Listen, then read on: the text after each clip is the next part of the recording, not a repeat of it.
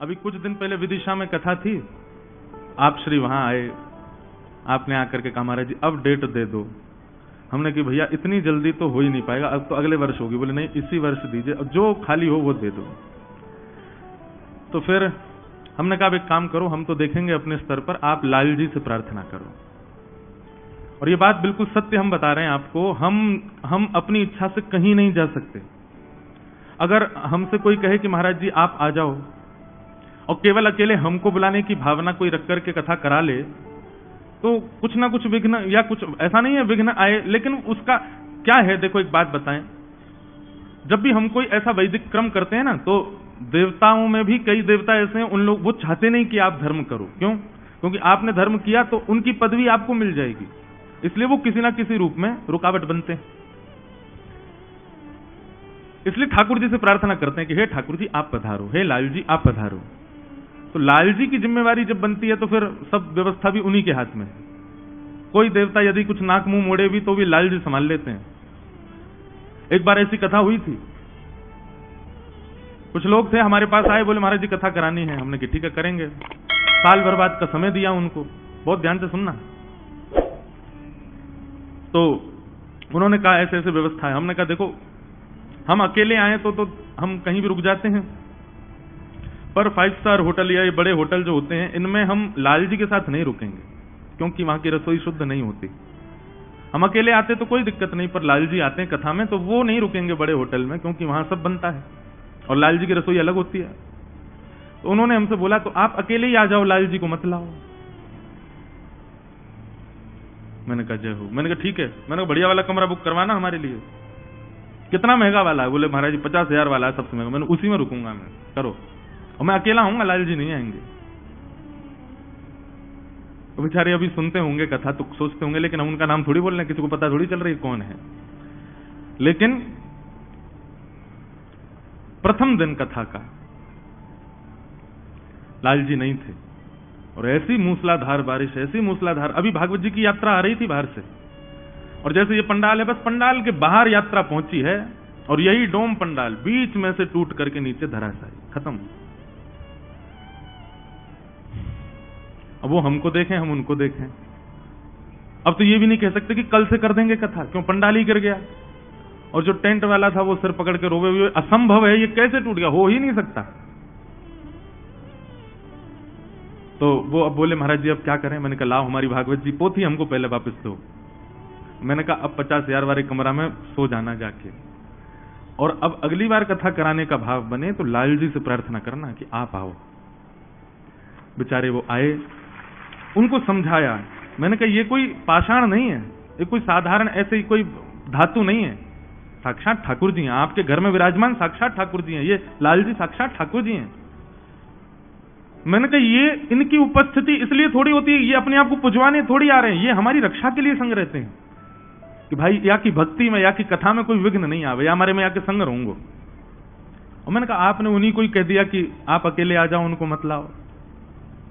महाभारत युद्ध में अर्जुन के साथ कृष्ण नहीं होते, क्या पांडव उस विशाल सेना को पार कर पाते कौरवों की? केवल श्री कृष्ण साथ थे, इसलिए पांडवों ने उस विशाल कौरवों की सेना को ऐसे पार कर लिया जैसे कोई गाय के खुर का गड्ढा। तो हमने इनसे प्रार्थना की, मैंने कहा आप लाल जी से प्रार्थना करो कि आप पधारो। और लाल जी से इन्होंने प्रार्थना की। इस तिथि में कहीं और कथा थी, वो कथा थोड़ी आगे पीछे हो गई, अपने आप ही कुछ क्रम बन गया, ये तिथि खाली हुई और मंडदीप हम आ गए। और हम आ गए नहीं, लाल जी आ गए, शीघ्रधर लाल जी पधारे। फिर कल इन्होंने से वही कहा हमसे, बोले महाराज जी लाल जी कथा में आ जा। मैंने कहा भैया लाल जी कथा में, मैंने उनसे ही कहो। तो जब कथा में आ रहा था मैं यहाँ, उससे पहले आए मेरे पास, बोले महाराज जी क्या करना। मैंने कहा ठीक करो व्यवस्था, आएंगे। लाल जी पधारे। तो श्री लाल जी ठाकुर जी, बंधुओं विश्वास, मीराबाई की भक्ति में केवल एक चीज थी, विश्वास। इतना भरोसा था उनको ठाकुर जी के ऊपर कि विष भी ये मान करके पी गई कि ठाकुर जी के चरणामृत है।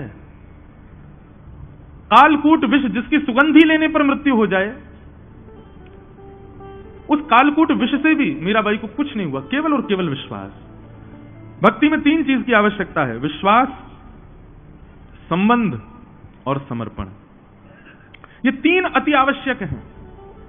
सबसे प्रथम तो विश्वास ठाकुर जी के प्रति। सूरदास जी महाराज कहते हैं कलयुग में केवल एक ही उपाय है भगवत प्राप्ति का। सूरदास जी कहते हैं मैं बिना नेत्र का, सूरदास तुमसे कह रहा हूं, इस उपाय के अलावा कोई और उपाय नहीं है भगवत प्राप्ति का। बोले क्या? भरोसो दृढ़ इन चरणन केरो, भरोसो दृढ़ इन चरणन केरो। भरोसा, विश्वास।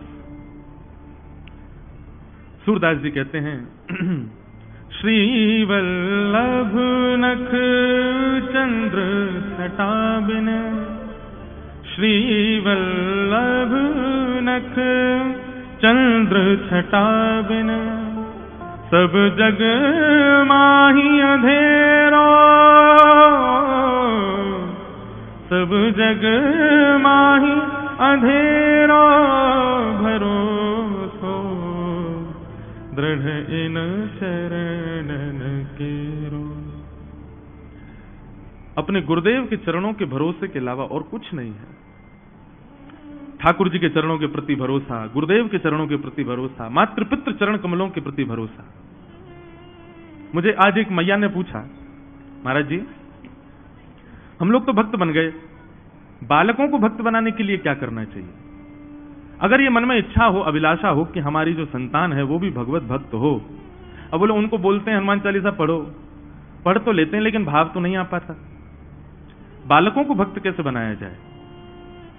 बाल्यकाल से ही, बचपन से ही बालकों में भक्ति भाव उत्पन्न हो। एक माता जी और आई, वो क्या बोली, मेरा बेटा डॉक्टर बने, इंजीनियर बने, आपके घर पे ही आई थी शायद। बोले जो भी बने, लेकिन महाराज जी मेरी इच्छा यह है कि ये एक वैष्णव बने, एक भक्त बने, ठाकुर जी का प्रेमी बने। उसके लिए क्या करें? आजकल ये बात बिल्कुल सत्य बताएं, बच्चे क्वालिफिकेशन उनके पास अच्छी हो जाती है, अच्छे नॉलेजेबल हो जाते हैं, अच्छी डिग्रीज पा लेते हैं, संस्कार नहीं आ पाते।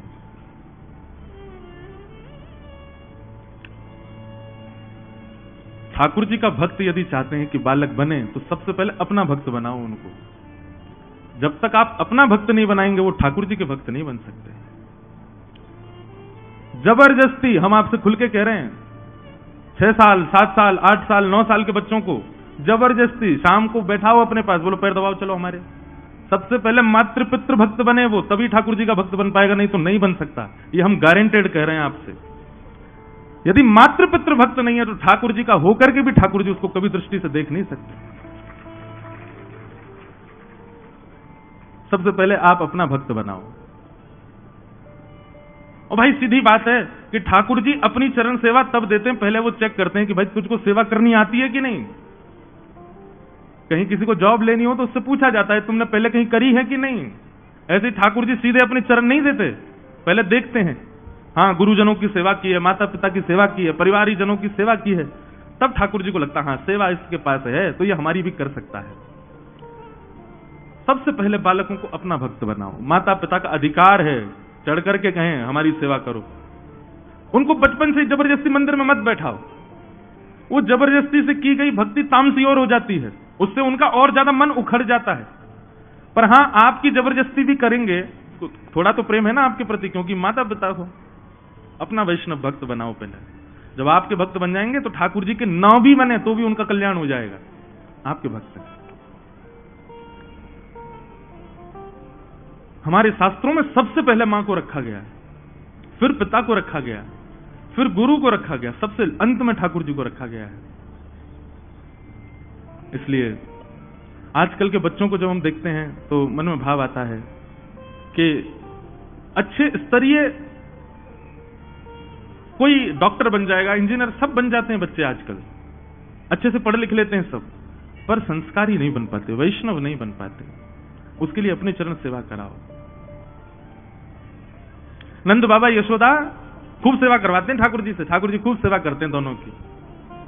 सेवा करके एक कथा प्रसंग ऐसा आता है कि यशोदा मैया की सेवा करते हैं लाल जी, और सेवा करके फिर ठाकुर जी नंद बाबा की सेवा करते हैं, फिर सोने जाते हैं यशोदा मैया के पास, मैया से लिपट के सोते हैं लाला रात में। नंद बाबा की बड़ी इच्छा होवे, बोले लाला मोते लिपट के ना सोवे। एक दिन ठाकुर जी बोले, एक दिन नंद बाबा बोले, लाला तू आज मेरे पास सो जा। तो ठाकुर जी मना तो कर नहीं पाए, लेकिन रात्रि में जब सोए तो रात भर सो नहीं पाए। दिन में मैया तो बोले, रात भर बाबा की दाढ़ी में इर्झो रहो, मैं मुझे तो नींद ही नहीं आई। और बाबा की मैया हाथ पांव इतने ज्यादा निष्ठुर है, मैं तो रात भर मेरे दर्द है गो, तुम मुझको मक्खन लगा दे, मैं तो श्रम है गो रात भर।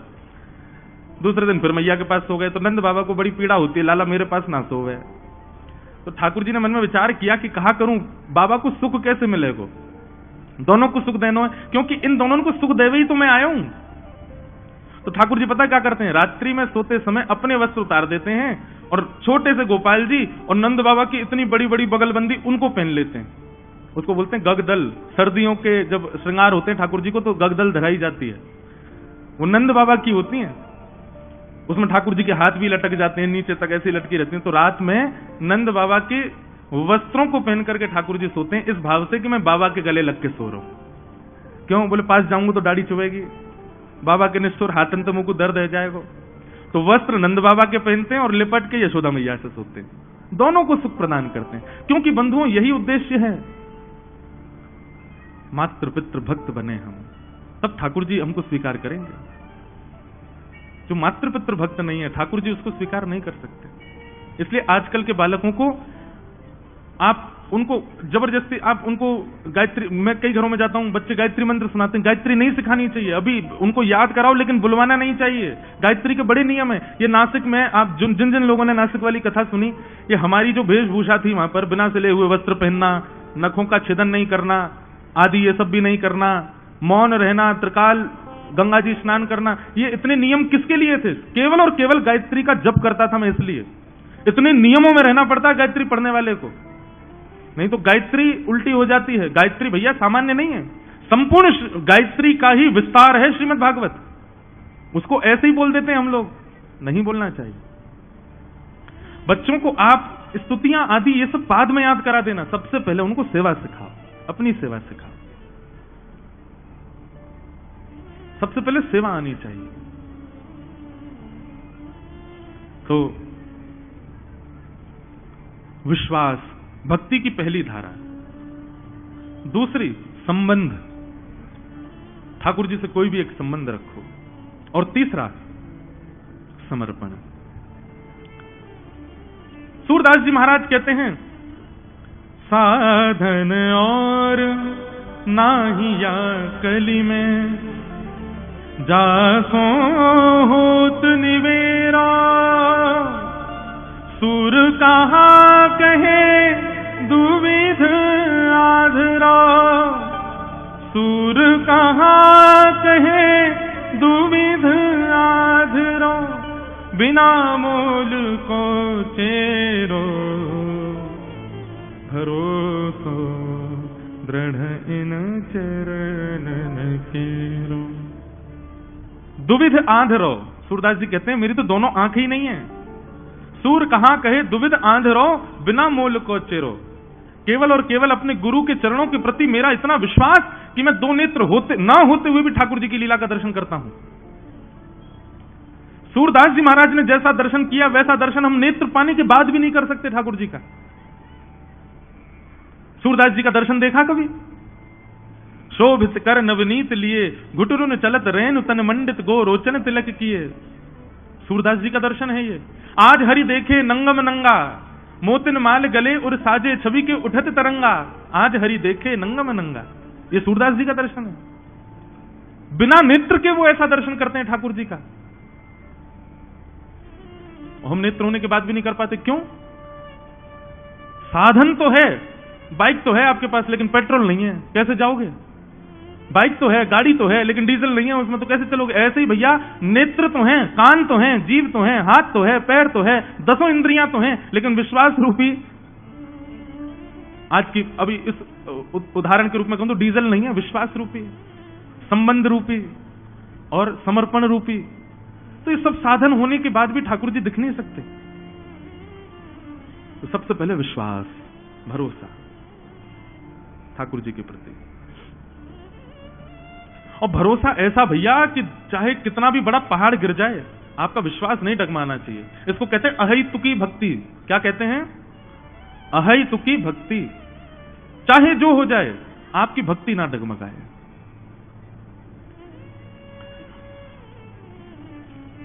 तो श्री गिरधर लाल जी की कृपा से ये कथा अब अपने विश्राम की ओर बढ़ रही है।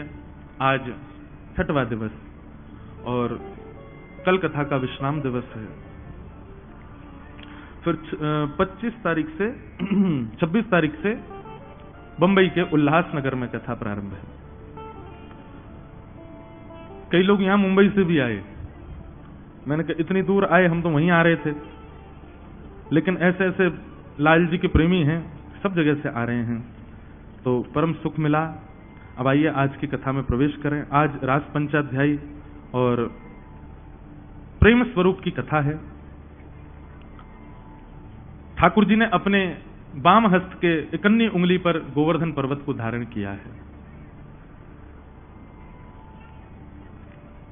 जयदेव महाप्रभु कहते हैं, अभिनव जलधार सुंदर रतमंदर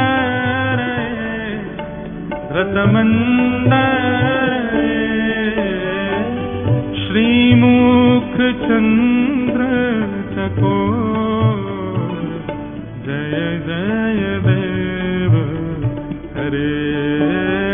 श्रीमुख चंद्र चकोर जय जय देव हरे। श्री राधा मुख चंद्र चकोर जय जय देव हरे। श्री राधा मुख चकोर जय जय देव हरे। ओ जय जय देव हरे। जय जय देव हरे। जयदेव महाप्रभु कहते हैं, अभिनव जलधर सुंदर धृत मंदर श्रीमुख चंद्र चकोर जय जय देव हरे। श्री गोवर्धन लीला जो है ना बंधुओं, बड़े रहस्यों को समेटी हुई है अपने अंदर। एक रहस्यात्मक कथा ऐसी है कि जब श्री गर्गाचार्य जी महाराज नामकरण संस्कार करने आए ठाकुर जी का, तो श्री गर्गाचार्य जी महाराज ने यशोदा मैया से कही कि मैया, आपको जो ये लाला है ना कन्हैया, ये नारायण समो गुण ही है, या में नारायण जैसे गुण हैं, तो कभी यदि कोई विशिष्ट कार्य करे तो आप ज्यादा चिंता मत करियो। जब गर्गाचार्य जी जाने लगे तो यशोदा मैया बोली, बाबा एक बात बता जाओ। बोले हाँ। बोले मेरो लाला कभी कछु ऐसे दिव्य कार्य करे और वह समय यदि मुंह को चिंता हो तो मैं कहा करूं, जैसे मेरे लाला को बल क्षीण ना हो। तो श्री गर्गाचार्य जी महाराज बता के गए, बोले मैया तुम्हारे यहां लाला के समान कुंडली एक कन्या की है ब्रज में, बिल्कुल ऐसी कुंडली है वाकी। बोले कौन की? बोले वृषभानु जी की लाली राधा रानी की। बंधु एक कथा बताएं, श्री किशोरी जी का जब प्रादुर्भाव हुआ तो किशोरी जी इतनी सुंदर, ऐसा रूप किशोरी जी का कि उनके प्रादुर्भाव होते ही देवता आकाश से पुष्प वर्षण करने लगे, सूर्य नृत्य करने लगे। क्यों? सूर्यवंश में प्रकट हुई श्री किशोरी जी हमारी, सूर्यवंश में उनका प्रादुर्भाव हुआ। लेकिन किशोरी जी के विषय में ऐसा भाव आता है कि वो हंसती हैं, वो देखती हैं, लेकिन कुछ मुख से स्वर नहीं निकलता, ये मुख बंद ही रहता है श्री जी का। ऐसा वर्णन आता है कि वो प्रसन्न होती हैं, हाथ पांव भी चलाती हैं, पर ना तो कुछ कहती हैं, मतलब ना तो स्वर निकलता, बालक या तो रोता है या कोई स्वर निकलता है, और ना ही वो अपने नेत्र खोलती हैं। ये भी भाव है कि वो नेत्र नहीं खोलती अपने, ऐसे ही रहती हैं। कीर्ति मैया गोद में खिला रही हैं, वृषभानु जी गोद में खिला रहे हैं, सब ब्रजवासी आनंदित रह रहे हैं। एक बहुत सुंदर भाव है। हमने कल, हमसे बहुत दिन से बहुत सारे लोग कह रहे, बोले महाराज जी श्री जी का कोई भाव, श्री जी का कोई भाव। मैंने कि श्री जी को भाव ऐसे ही ना आवे, और जब श्री जी आ जाए तो फिर कोई और आ ही ना पावे। अब आप सुनने चाह रहे हो श्री जी को, और आज होना है रुक्मणी विवाह। अब रुक्मणी कैसे आएंगी जब श्री जी आ गई? तो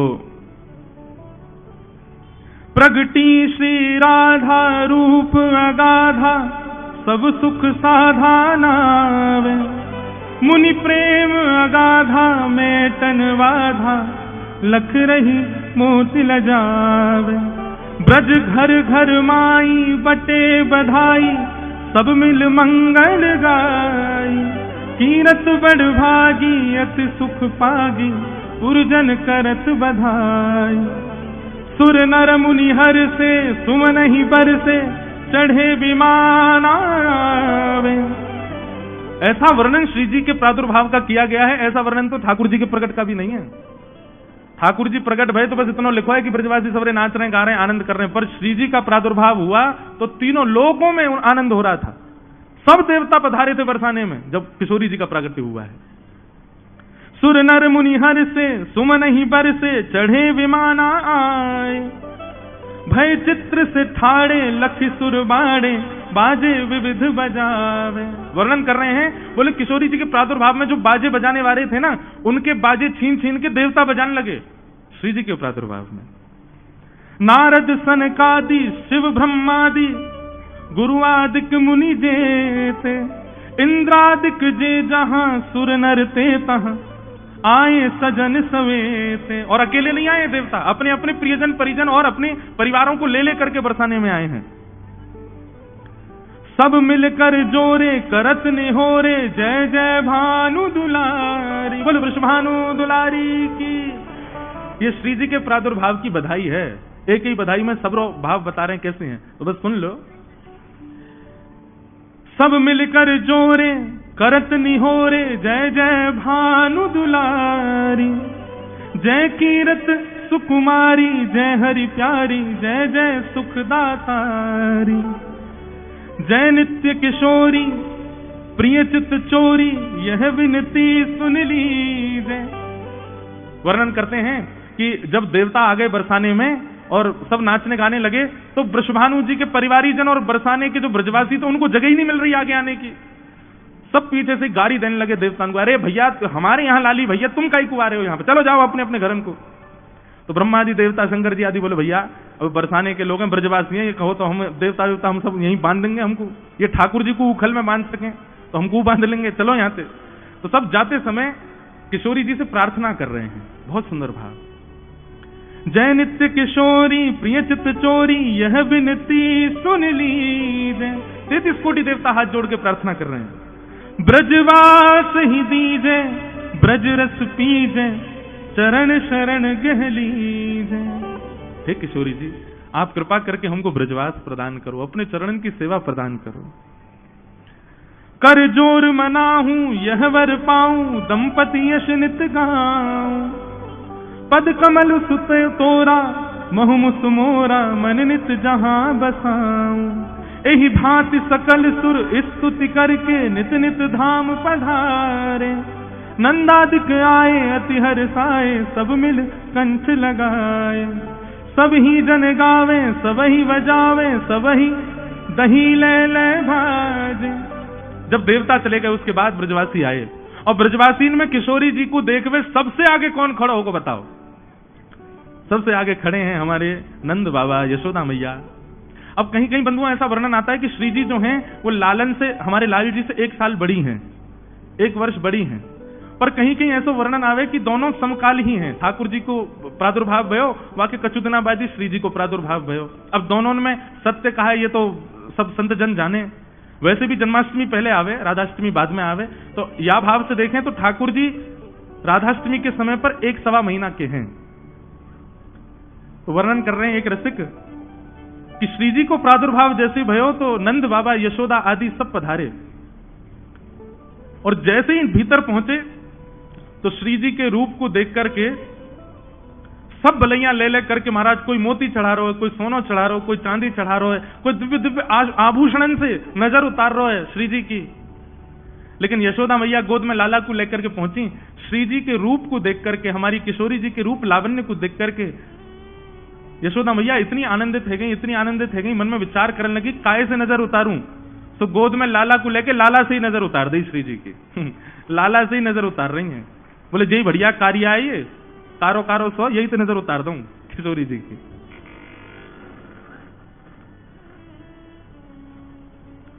लाल जी से नजर उतार दी श्री जी की। तो मैं अब कहना तो कोई एक बात चाह रहा था, पूर्व श्री जी को प्रादुर्भाव ही है, भाव ये कहना चाह रहे थे कि श्री जी का जब प्रादुर्भाव हुआ तो कितने दिनों तक श्री जी ने अपने नेत्र नहीं खोले। प्रसन्न होती हैं, खूब भाव से प्रसन्न मुद्रा में दिखती हैं, कोलाहल करती हैं, पर नेत्र नहीं खोलती। तब श्री नारद जी महाराज आए और नारद जी महाराज ने आकर के वृषभानु जी से कहा, बोले बधाई हो, आपके घर लाली भई है। बोले महाराज आपकी बधाई स्वीकार है, पर हम तो बड़ी चिंता में हैं। बोले क्यों? बोले लाली तो भई है, लेकिन देखियो ये नेत्र ही ना खोले अपने, हंसेगी, कोलाहल करेगी, हाथ पांव चलावे, लेकिन अपने नेत्र ना खोले। नारद जी महाराज बोले एक काम करो, आप लोग ने एक बाहर जाओ, मुझको एकांत में बैठन दो। कीर्ति मैया और वृषभानु जी दोनों बाहर गए। तब नारद जी किशोरी जी के पास बैठे हैं, पलना में सोई हैं श्री श्यामाजू, मंद मंद मुस्कुरा रही हैं लेकिन नेत्र नहीं खोल रही हैं। तभी नारद जी ने एक शब्द कहा, हे कृष्ण मनोहारिणी, और जैसे ही कृष्ण मनोहारिणी ये शब्द कहा है, तुरंत किशोरी जी के कमल नेत्र खुल गए और खुल करके उठ करके बैठ गई हैं और बैठ करके करताल बजाने लगी, प्रसन्न मुद्रा में है गई हैं। नारद जी ने अपनी वीणा लेकर के करताल लेकर के कृष्ण मनोहारिणी, हे वृषभानु नंदिनी, कृष्ण मनोहारिणी, खूब सुंदर कीर्तन किया। करताल बजा बजा करके श्री जी आनंदित है रही हैं।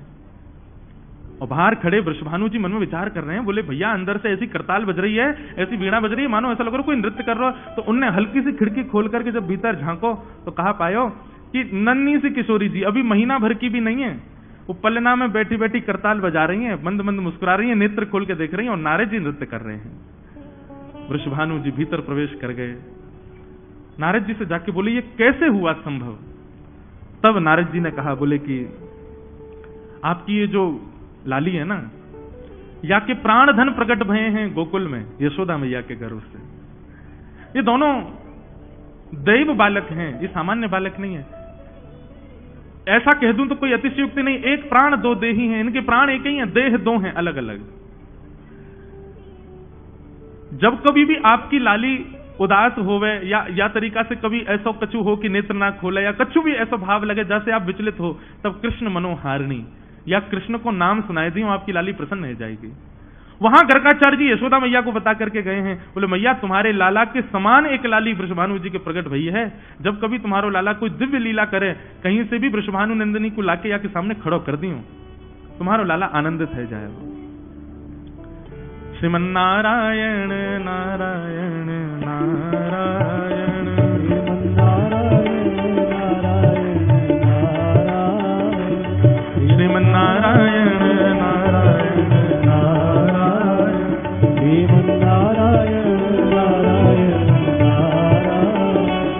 बद्री नारायण नारायण नारायण, बद्री नारायण नारायण नारायण, श्री हरि नारायण नारायण नारायण, श्री हरि नारायण श्रीमन्नारायण नारायण नारायण, श्रीमन्नारायण नारायण नारायण, भजमन नारायण नारायण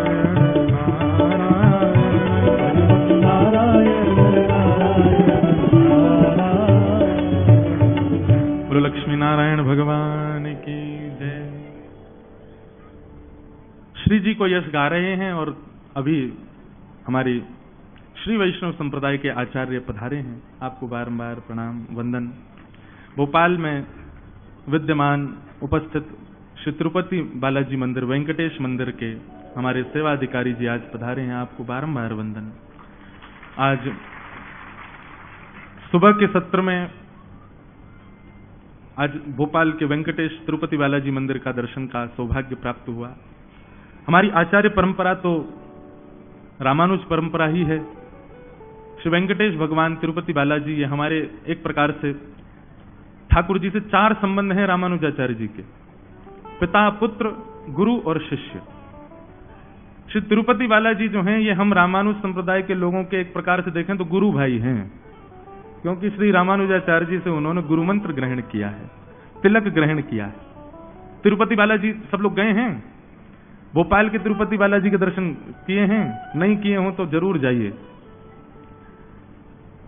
हजारों वर्ष पहले जब श्री तिरुपति बालाजी जो दक्षिण में विराजमान है आंध्र प्रदेश में, वहां पर थोड़ा सा ऐसा भाव आया कि शैव कहने लगे कि ये कार्तिकेय भगवान है और वैष्णव कहने लगे कि नहीं नहीं ये तो साक्षात नारायण भगवान है। तो कैसे पता करें कि भैया ये कार्तिकेय भगवान है कि नारायण है? तो श्रीमद हमारे आचार्य, प्रथम आचार्य, आदि आचार्य श्री रामानुजाचार्य जी ने कहा कि भाई देखो, शैव लोग अपना श्रृंगार अंदर रखो गर्भगृह में और हम वैष्णव लोग अपना श्रृंगार रखते हैं। रात भर दोनों बैठ के साधना करेंगे, सुबह तक जिसका श्रृंगार ठाकुर जी स्वीकार कर लेंगे वही है ठाकुर जी। रात्रि में पहले कथा तो सुनो, पहले पूरी ताली पहले बजा देते हैं, पहले बात तो सुन लो। तो एक तरफ शैवों का श्रृंगार रखा गया, दूसरी तरफ वैष्णवों का श्रृंगार। बाहर मंदिर बंद करके एक तरफ सारे शैव बैठ गए, एक तरफ वैष्णव बैठ गए, अपना अपना भजन करने लगे रात भर। तो श्री रामानुजाचार्य जी के चित्त में श्रीमन नारायण प्रकट हो गए। प्रकट होकर के बोले, देखिए ये कलयुग है और कलयुग में मैं अर्चक के अधीन होता हूं। भूख लगेगी तो बोलूंगा नहीं, अर्चक खिलाएगा तो ही पाऊंगा, भले ही चाहे 1 महीना तक भूखा रहना पड़े। प्यास लगेगी तो बोलूंगा नहीं, अर्चक जब पिलाएगा तब पीऊंगा। मैं अधीन होता हूं अर्चक के, कलयुग में मेरा यही स्वरूप है। यहां मैं सर्वसमर्थ होते हुए भी अपने वैष्णव के अधीन होता हूं। तो रामानुजाचार्य जी बोले, क्या आज्ञा है बताइए? बोले, आज्ञा ये है कि आप अंदर आइए गर्भगृह में और हमारा श्रृंगार कर दीजिए। रामानुजाचार्य जी बोले, बाहर युद्ध छिड़ जाएगा अगर हम अंदर आए तो। बोले, नहीं नहीं ऐसे नहीं आना है, आप तो शेषावतार हो, शेषनाग के अवतार हो, शेषावतार हैं रामानुजाचार्य जी। बोले, आप एक काम करो, मंदिर के पीछे एक छोटा सा स्थान है, वहां से शेष रूप धारण करके, नाग रूप धारण करके भीतर प्रवेश कर जाओ और भीतर आकर के अपने वास्तविक रूप में आके हमारा श्रृंगार कर दो। और श्री रामानुजाचार्य जी भीतर प्रवेश कर गए। भीतर आकर के उन्होंने ठाकुर जी का श्रृंगार करना प्रारंभ किया। तो हमारे श्री वैष्णव संप्रदाय में शंख चक्र यहां पधराए जाते हैं, उसके बाद दीक्षा पूर्ण होती है। तो जैसे ही रामानुजाचार्य जी ने शंख चक्र ठाकुर जी के कंधे पर अंकित किए, आप देखेंगे श्री हमारे नारायण भगवान के शंख चक्र ऐसे ही रहते हैं, यहीं पर चतुर्भुज रूप है। तो जैसे ही शंख चक्र कंधे पर अंकित किए ठाकुर जी के, सोई ठाकुर जी ने हाथ जोड़ दिए, बोले, जय हो गुरु जी, हमारी दीक्षा हो गई, अब आपने शंख चक्र पधरा दिया, आप हमारे गुरु हो गए।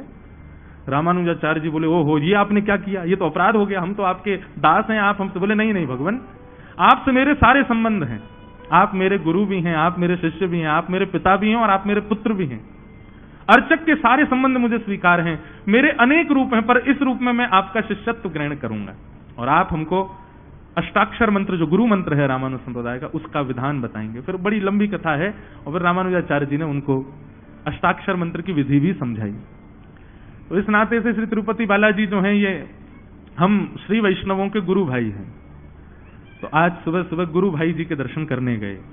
हमारे गुरु भाई हैं लेकिन आदि नारायण हैं। देखो, आचार्य के कारण ठाकुर जी भी भाई बन गए। कितनी कृपा आचार्य की, कितनी कृपा गुरु की। तो ऐसे हमारे आचार्य प्रवर पधारे हैं, आपके श्री चरणों में बारंबार प्रणाम। श्री वैष्णव परंपरा में हैं हम भी, इसी कारण ये श्री जी का यश बोल पा रहे हैं। तो गर्गाचार्य जी यशोदा मैया से कह गए, बोले मैया तुम्हारो लाला जो है ना, या कि अहलादनी शक्ति है वृषभानु दुलारी, जब कभी तुम्हारो लाला कोई अद्भुत क्रिया करे तो कैसे भी करके वृषभानु जी की लाली को लेके आ जाइयो, तुम्हारे लाला की शक्ति क्षीण नहीं होएगी। आज ठाकुर जी ने जैसे ही अपने बाम हस्त की कन्नी उंगली पर गिरिराज जी धारण किए, यशोदा मैया को गर्गाचार्य जी की बात याद आई। गर्गाचार्य जी की बात याद करके यशोदा मैया ढूंढने लगी, अरे भैया वृषभानु जी कहां हैं, जल्दी ढूंढो, जल्दी पता करो। लाखों ब्रजवासी खड़े हैं वहां तो गिरिराज जी के नीचे। ढूंढते ढूंढते ढूंढते 3 दिन में यशोदा मैया पहुंची, तब उनको वृषभानु जी मिले। यशोदा मैया हाथ जोड़ के बोली, तुम्हारी लाली कहां है? अरे जल्दी बताओ तुम्हारी लाली कहां है? मेरे लाला ने गिरिराज जी धारण किए, वह लाली को सामने बैठाना पड़ेगा, नहीं तो मेरे लाला की शक्ति क्षीण है जाएगी। गर्गाचार्य जी बताए के गए। वृषभानु जी बोले, मैया 3 दिन है गए, मैं भी ढूंढ रहा हूं लाली कहां है, मुझे भी ना मिल रही है। दोनों ढूंढने लगे, वहां वृषभानु जी ढूंढे, यहां यशोदा मैया ढूंढे। ढूंढते ढूंढते महाराज 2 दिन और व्यतीत है गए, लेकिन वृषभानु नंदिनी नहीं मिली। तो यशोदा मैया रोते रोते लाला के चरणन में आके बैठ गई, अपने लाला के चरण दबा रही हैं और मन में विचार कर रही हैं, मेरे लाला की शक्ति छीन नहीं है जाए, हे विधाता मेरे लाला की रक्षा करियो। तभी श्री यशोदा मैया जिस शिला पर ठाकुर जी खड़े थे उस शिला के पीछे जाकर के देखने लगी कि यहां कौन बैठो है, और जिस शिला पर ठाकुर जी खड़े थे उसके पीछे जाकर के देखा तो महाराज एक तपस्विनी के भांति पद्मासन में बैठ करके मेरुदंड सीधा करके अपलक नेत्रों से श्री श्यामाजू हमारी श्री राधा रानी गिरिराज पर्वत की ओर देख रही हैं। उनके नेत्रों से एक दिव्य ऊर्जा प्रकट हो रही है और उस ऊर्जा पर ही गिरिराज जी ऊपर टिके हुए हैं। बोलो वृषभानु दुलारी की। भैया लाला को तो गिरिराज जी उठावे के काजे फिर भी उंगली लगानी पड़े, किशोरी जी तो अपने नेत्रन पे ही धारण कर ले, अपनी नेत्रन की ऊर्जा पे ही ठाकुर जी गिरिराज जी को धारण कर ले। हमारे ब्रज में तो ऐसा कहें, बोले लाला तो ऐसी नाटक करें यो खड़ा है जाए, वास्तव गिरिराज जी तो हमारी श्यामा जी ने उठाए, हमारी किशोरी जी ने उठाए, हमारी लाडली जी ने उठाए। या हमारे ठाकुर जी कह रहे हैं, श्री राधे जू की कृपा सो मैंने गिरिवर लियो उठाए, श्री श्यामा जू की कृपा सो मैंने गिरिवर लियो उठाए। ऐसी किशोरी जी। एक जगह वर्णन तो ऐसा है कि किशोरी जी ने उठा रखे हैं, एक जगह ऐसा वर्णन आता है, बोले ठाकुर जी ने जैसे ही गिरिराज जी उठाए तो सब ब्रजवासी दौड़ करके गिरिराज पर्वत के नीचे आके खड़े है गए। और महाराज कैसे खड़े भाई, बोले एक दूसरे से भिंच करके, भिंचना समझते हैं, भिंच कर मतलब चिपक चिपक के खड़े हैं सब ब्रजवासी, मतलब इतनी भी जगह नहीं है कि नेकाद इधर उधर हिल सकें। और वही भीड़ में कहा भयो कि श्यामा जो हमारी किशोरी जी श्री राधा रानी वो बिल्कुल ठाकुर जी के सामने ही आके खड़ी है गई। श्यामा जी सामने खड़ी हैं, ठाकुर जी ने नक पर गिरिराज जी धारण कर लिए और जैसे ही नेत्र खोल करके सदा आप हमारे लाल जी गिरधर लाल जी को भी देखो, उनके नेत्र ऐसे नीचे ही रहते हैं, नीचे की ओर ही नेत्र हैं। वृंदावन के कई ठाकुरों का आप दर्शन करो, श्री राधा रमण जी का दर्शन करो, उनके नेत्र भी नीचे ही रहते हैं। ये नीचे नेत्र रखने को कारण कहा है, बोले भैया शिला पे खड़े है कि ठाकुर जी नीचे श्यामा जी को देख रहे हैं, किशोरी जी को देख रहे हैं। जयदेव महाप्रभु वर्णन करते हैं और कहते हैं, बोले ठाकुर जी गिरिराज जी आपने उठाए, इकन्नी उंगली पर धारण किए, यहां तक सब बात समझ में आती है, लेकिन आप 7 दिन 7 रात्रि तक ऐसे ही खड़े रहे। आपने एक बार भी इंद्र को संकेत नहीं किया, अरे इंद्र खौफ खाओ, डर खाओ, साक्षात परमात्मा की परीक्षा ले रहे हो। आपने एक बार भी इंद्र, और सुनिए मैंने तो यह भी सुना कि जब आपने गिरिराज जी रख दिए तो इंद्र ने आके आपकी प्रार्थना की, आपसे क्षमा मांगी तो आपने उसको क्षमा भी कर दिया। जयदेव महाप्रभु की इस बात को सुनकर जगन्नाथ जी बोले, हाँ तो फिर इसमें क्या है? बोले मुझे तो दाल में कुछ काला लग रहा है ठाकुर जी। बोले क्या काला लग रहा है तुमको? बोले नाथ मुझे तो ऐसा लगता है कि इंद्र को तो तभी पता चल गया था कि आप परब्रह्म हो जब आपने गिरिराज जी उठाए थे। इंद्र को तो उसी समय पता चल गया कि सामान्य बालक नहीं है। 7 वर्ष के बालक ने 21 किलोमीटर लंबे चौड़े पर्वत को उठा लिया। इंद्र को तो तभी पता चल गया था कि आप परमात्मा हो, और इंद्र वर्षा बंद करने वाला था।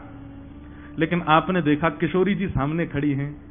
वैसे तो ये कभी कहीं चली जाती हैं, कभी कहीं चली जाती हैं, लोक लाज की लज्जा के मारे हम इनको दर्शन ही ना कर पावे, ये बढ़िया समय सामने खड़ी हैं। तो आपने तो इंद्र को इशारा और किया, बोले जितनों तेरो भंडारे बरसा तो रहे, ये श्री जी हमको दिखती रहे, हम इनके दर्शन करते रहे, गिरिराज धारण करके खड़े रहेंगे। या मारे आपने गिरिराज जी धारण किए। अभिनव जलधर सुंदर धृत मंदर श्रीमुख चंद्र चकोर। किशोरी जी के मुख के आप चकोर हो, किशोरी जी के मुख रूपी चंद्र के आप चकोर हो, इसलिए आप ठाकुर जी धारण करके खड़े रहे। इसीलिए ये जो गीत गोविंद का ये वाला पद है ना, इसमें अभिनव जलधर सुंदर धृत मंदर श्रीमुख चंद्र चकोर बोलना तो चाहिए जय जगदीश हरे, लेकिन क्या कह रहे हैं? जय जय देव हरे। भाई कवि की प्रशंसा कैसे हो सकती है? जयदेव महाप्रभु की प्रशंसा कैसे हो सकती है? तो कहते हैं हमारे रसिक जन कि जब जयदेव महाप्रभु ने यह भेद खोल दिया, ठाकुर जी से बोले, ठाकुर जी 7 मिनट में इंद्र ने वर्षा बंद कर दी थी, पर 7 दिन तक तो आपने जबरदस्ती चलवाई, क्योंकि आप किशोरी जी को देखने में इतने व्यस्त थे। आपने इंद्र से कहा, और सुनिए आपने तो इंद्र को आज्ञा की थी 7 बरस तक वर्षा ही करते रहे, मैं यूं ही खड़ा रहूंगा, श्री जी को देखता रहूंगा। बोले 7 दिन में इंद्र का भंडार खत्म हो गया। इंद्र ने कही, बोले महाराज पानी वानी सब खत्म हो गया, अब मेरे पास कुछ नहीं बचा। 7 दिन में वर्षा का जल खत्म हो गया था, इसलिए वर्षा बंद हुई, नहीं तो आपकी आज्ञा तो 7 बरस की थी ताकि आप श्री जी को देख सको। जब ये भेद जयदेव महाप्रभु ने खोले तो जय जगदीश मिटा करके स्वयं जगन्नाथ जी ने गाया, बोले जय जय देव हरे, जय हो जयदेव, तुम जो कह रहे हो बिल्कुल सत्य है, हमने गिरिराज जी श्री जी के दर्शन के लिए धारण किए। ये सब हमारे ब्रज के भाव है।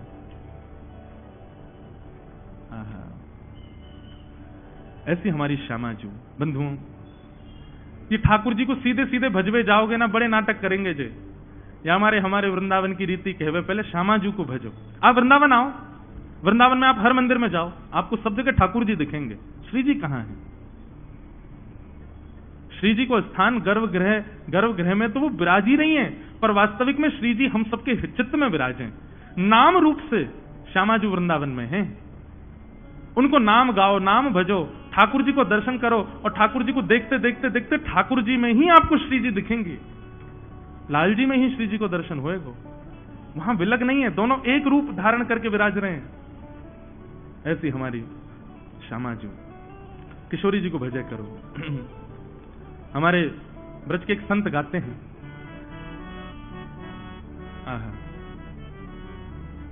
जय हो, बरसाने के श्री विनोद बाबा गाते हैं, मेरो मन लग्यो बरसाने में, जहां विराजे राधा रानी।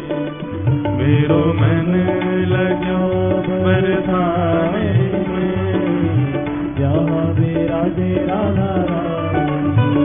ओ मेरो मन लग्यो बरसाने में, जहां विराजे राधा रानी।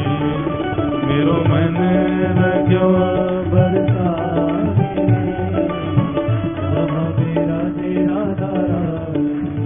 हे मुझे दुनिया से नहीं कोई काम, मुझे दुनिया से नहीं कोई काम। हे मुझे दुनिया से नहीं कोई काम, मुझे दुनिया से नहीं कोई काम। ओ मैं तो रटू राधा राधा नाम, मैं तो रटू राधा राधा नाम, मैं तो रटू राधा राधा नाम, मैं तो रटू राधा राधा नाम। दर्शन करूं शुभ शाम, दर्शन करूं शुभ शाम। ओ मेरे मन में विराजे श्याम दीवानी, मेरे मन में विराजे श्याम दीवानी। ओ मेरे मन में विराजे श्याम दीवानी, मेरे मन में विराजे श्याम दीवानी। जहां विराजे राधा रानी, जहां विराजे राधा रानी। ओ मेरो मन लग्यो बरसाने में, जहां विराजे राधा रानी। ओ मेरो मन लग्यो बरसाने में, जहां विराजे राधा रानी। बोलो विश्वानु दुलारी की।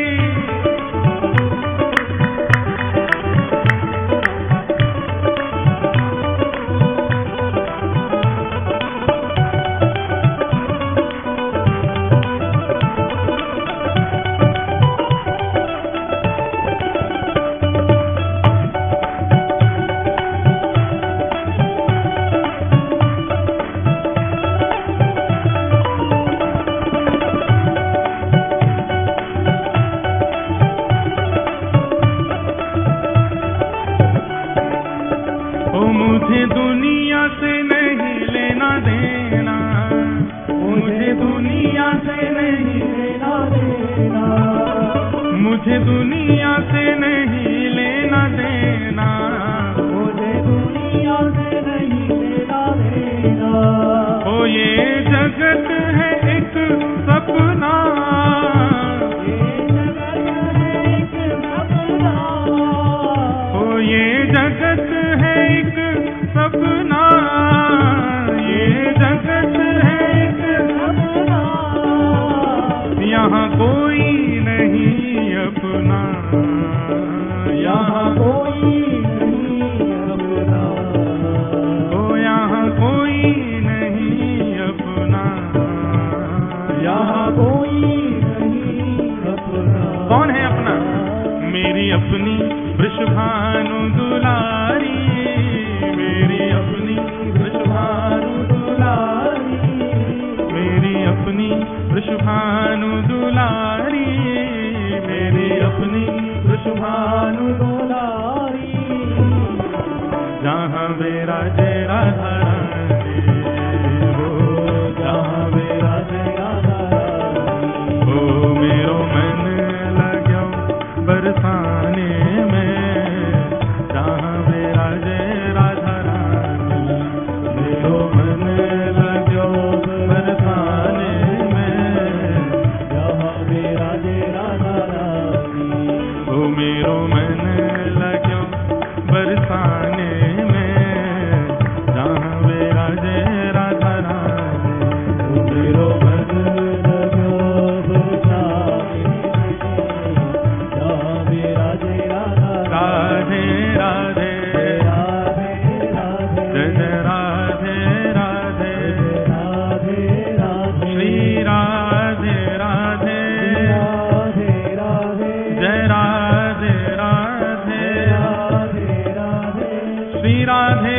राधे राधे राधे श्री राधे राधे राधे राधे जय राधे राधे राधे राधे जय राधे राधे राधे राधे श्री राधे राधे राधे राधे जय राधे राधे राधे राधे जय राधे राधे राधे राधे श्री राधे राधे राधे राधे जय राधे राधे राधे राधे श्री राधे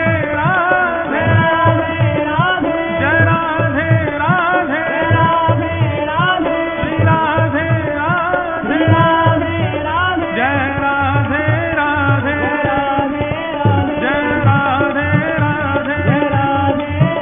जय राधे राधे राधे राधे जय राधे राधे राधे राधे राधे जय राधे राधे राधे राधे जय राधे राधे राधे राधे जय राधे राधे राधे राधे श्री राधे राधे राधे राधे जय राधे राधे राधे जय जय श्री राम जय जय श्री राम जय जय श्री राधे। श्री राधे जू की कृपा सो मैंने गिरिवर लियो उठाए, श्री श्यामा जू की कृपा से मैंने गिरिवर लियो उठाए। इसलिए ठाकुर जी श्री जी की आज्ञा उन्हीं की कृपा से ही गिरिराज जी को धारण करे हैं। ऐसी श्यामा जू को हम बारंबार प्रणाम करते हैं।